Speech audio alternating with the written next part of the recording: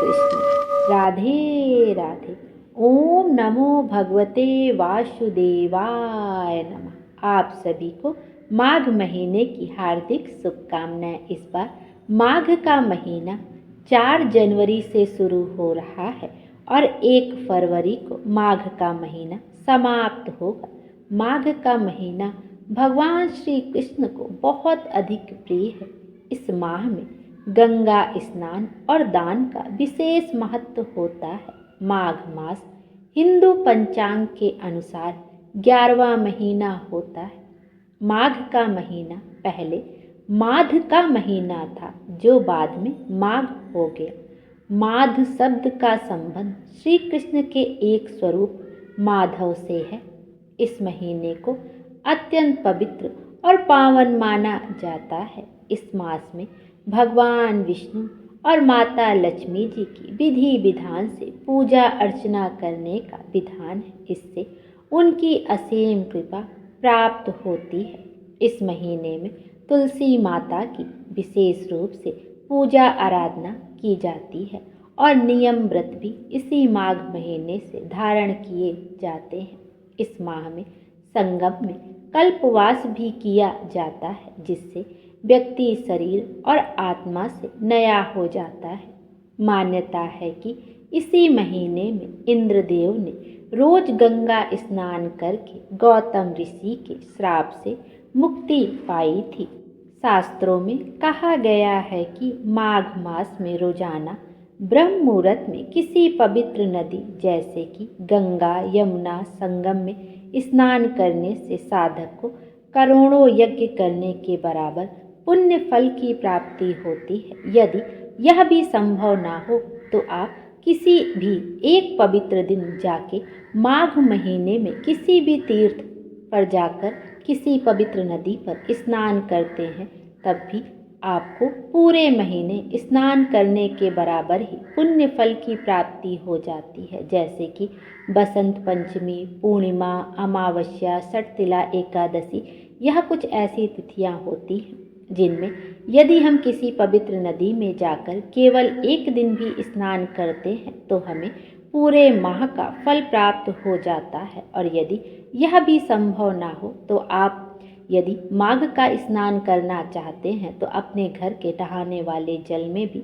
आप किसी पवित्र नदी का थोड़ा सा जल और तिल मिलाकर स्नान करते हैं, तब भी आपका माघ का स्नान पूर्ण माना जाता है। इसी पावन माघ के महीने में बहुत बड़े बड़े पर्व आते हैं, जैसे कि सकट चौथ, लोहड़ी, मकर संक्रांति, मौनी अमावस्या, गुप्त नवरात्रि, बसंत पंचमी और भानु सप्तमी जैसे पर्व पड़ते हैं। इसके साथ ही शीतला षष्ठी, सठशिला एकादशी, जया एकादशी व्रत भी इसी माघ के पावन महीने में आते हैं। माघ महीने के इस पावन तिथि पे हमें माघ मास में माघ मास महात्म का श्रवण अवश्य करना चाहिए। आइए अब हम भी आज से प्रतिदिन माघ मास के महात्म का श्रवण करेंगे। प्रेम से बोलिए श्री कृष्ण भगवान की जय, विष्णु भगवान की जय। आइए सबसे पहले भगवान विष्णु का ध्यान करते हुए हम माघ मास की पौराणिक कथा का श्रवण करते हैं, जो कि स्कंद पुराण में जिसका वर्णन किया गया है। उसके उपरांत माघ मास महात्म के पहले अध्याय का श्रवण करेंगे। स्कंद पुराण के अनुसार प्राचीन काल में नर्मदा नदी के तट पर सुव्रत नामक ब्राह्मण निवास करते थे।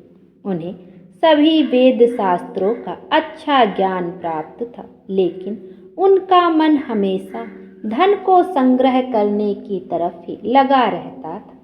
इस तरह से उन्होंने अपने जीवन में बहुत सारा धन एकत्र कर लिया। जब वह बूढ़े हुए तो उन्हें अनेक रोगों ने घेर लिया। तब उन्हें इस बात का ज्ञान हुआ कि उन्होंने अपना पूरा जीवन सिर्फ धन कमाने में निकाल दिया। अब उन्हें परलोक सुधारने की तरफ ध्यान देना चाहिए।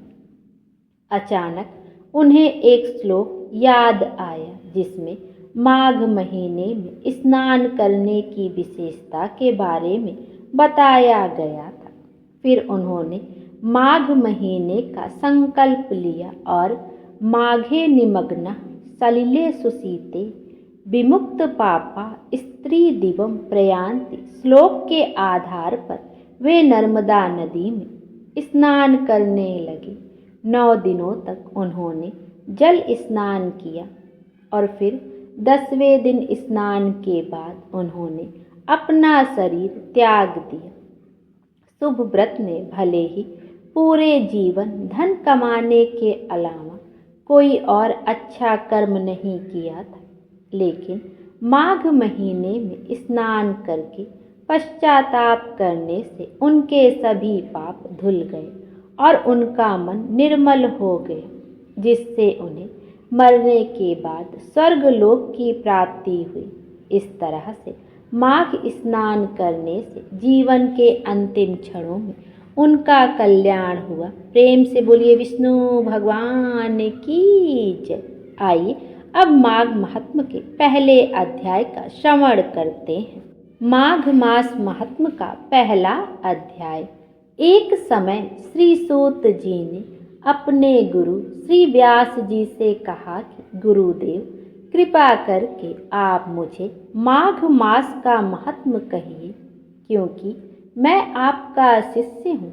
व्यास जी कहने लगे कि रघुवंश के राजा दिलीप एक समय यज्ञ के स्नान के पश्चात पैरों में जूते और सुंदर वस्त्र पहनकर शिकार की सामग्री से युक्त कवच और शोभायमान आभूषण पहने हुए अपने सिपाहियों से घिरे हुए जंगल में शिकार खेलने के लिए अपनी नगरी से बाहर निकले।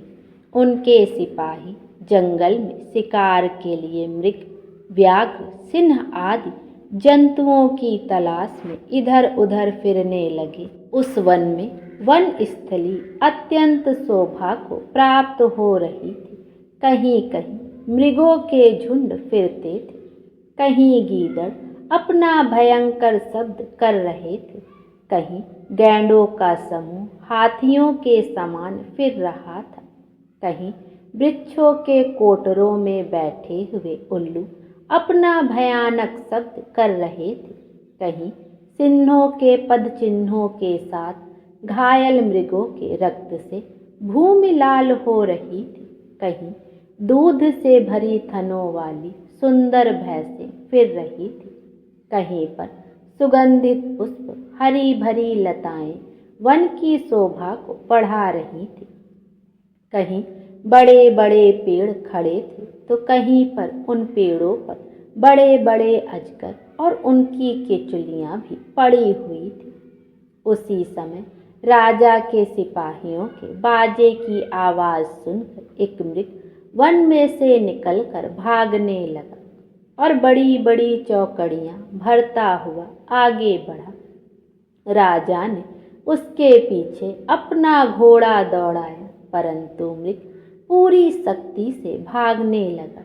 मृग कांटेदार वृक्षों के एक जंगल में जा घुसा और राजा ने भी उसके पीछे वन में प्रवेश किया, परंतु दूर जाकर मृग राजा की दृष्टि से ओझल होकर निकल गया। राजा निर्जन वन में अपने सैनिकों सहित प्यास के मारे अति दुखी हो गया। दोपहर के समय अधिक मार्ग चलने से सैनिक थक गए और घोड़े रुक गए। कुछ देर बाद राजा ने एक बड़ा भारी सुंदर सरोवर देखा, जिसके किनारों पर घने वृक्ष थे। इसका जल सज्जनों के हृदय के समान स्वच्छ और पवित्र था। सरोवर का जल लहरों से बड़ा सुंदर लगता था। जल में अनेक प्रकार के जल जंतु, मछलियां आदि स्वच्छंदता से इधर उधर फिर रही थी।